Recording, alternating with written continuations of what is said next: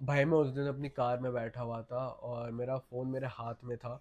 मैं देख के सोच रहा था यार वो रिप्लाई क्यों नहीं कर रही है, मतलब 3 घंटे हो गए हैं मेरा मैसेज सेंड किए हुए और she is not replying. Like मैंने कुछ गलती नहीं करी थी, मैं अटेंटिव था, कंसिस्टेंट था, मैं अवेलेबल रहता था उसके लिए हर समय। और मुझे नहीं पता था कि ये सबसे बड़ी गलती होगी उसे खोने के लिए। जो चीज़ मेरे को समझने में 2-3 साल लग गए, मैं आज तुम्हें एक वीडियो में बता दूंगा। तो बेटर यही है तुम पूरी वीडियो पे स्टिक करके रहना and watch it till the and. तो चलो मैं तुम्हें लेके चलता हूँ 2022-2023 में, जब मैं अच्छा खासा अपने इंस्टीट्यूट में पढ़ रहा था, अपने कॉलेज में था और मैं बहुत ही ज़्यादा खुश था।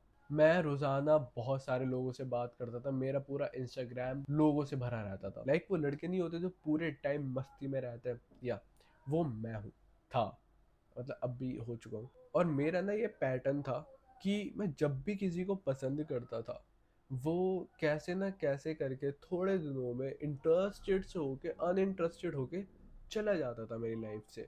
और ये चीज़ में मेरे को लगता था कि भाई शायद मैं अनलकी हूँ या फिर मेरा सही इंसान मेरे को अभी तक मिला नहीं है। But that was so wrong. जब मैं अपनी लाइफ में आगे बढ़ता रहा तो मेरे को समझ आया है कि वो सारी चीज़ें मेरे बिहेवियर की वजह से होती है, जो मुझे काफ़ी टाइम बाद रियलाइज़ करी। तो चलो मैं बताता हूँ कि कहाँ मैं गलत था, वो चीज़ मेरे को कैसे समझ आई और कितनी पेनफुल थी। कुछ चीज़ें सुन के शायद तुम्हें भी एम्बैरेसमेंट हो, बट कोई बात नहीं, कौन किसको बता रहा है। जो पहली चीज़ मैं गलत कर रहा था हमेशा, वो था मैं हमेशा अवेलेबल रहता था। तो चाहे तुम लड़की हो या लड़के हो, तुम्हें इस चीज़ को सीरियस लेना ही पड़ेगा कि अगर तुम किसी के लिए ज़्यादा अवेलेबल रहते हो, वो इंसान तुम्हें समझने लगता है। Like I remember the first time जब उसने मेरे से कुछ पूछा था कि मैं फ्री हूँ या बिजी हूँ। उस समय मेरे फ्रेंड्स के साथ मेरा एक प्लान बना हुआ था और मुझे लगता था अपने दोस्तों का प्लान कैंसिल करके उसकी बात सुनूंगा तो एक